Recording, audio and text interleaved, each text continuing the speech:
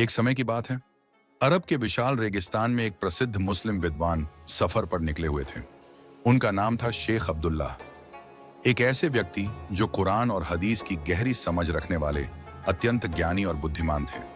अपनी उम्र और सम्मान के बावजूद शेख अब्दुल्लाह ने ज्ञान की तलाश और दूर दराज की उन बस्तियों तक इस्लामिक शिक्षाएं पहुंचाने के लिए यह कठिन यात्रा शुरू की थी, जहां लोग उनके मार्गदर्शन की प्रतीक्षा कर रहे थे।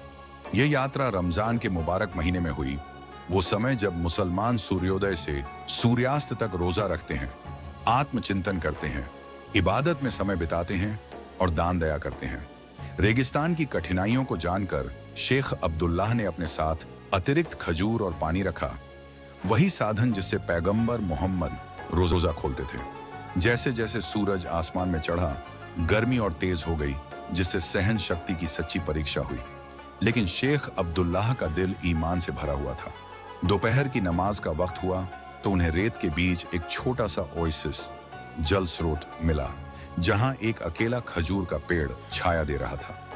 वहीं उन्होंने वुजू किया, अपनी जानमाज बिछाई और मक्का की ओर मुड़कर नमाज अदा की। इतनी गर्मी और रोजे की हालत में भी वह थके नहीं, बल्कि उनका रूहानी दर्जा और ऊंचा होता गया। रोजा खोलते समय पानी की हर एक घूंट उन्हें अल्लाह की रहमत लगती थी।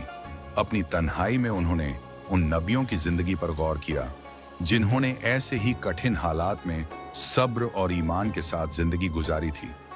एक शाम सूरज ढलते वक्त उन्होंने देखा कि एक कारवां मुश्किल में है। वह फौरन उनकी मदद को पहुंचे, अपने खजूर और पानी उन्हें दिए और उन्हें सब्र और अल्लाह पर यकीन बनाए रखने की नसीहत की।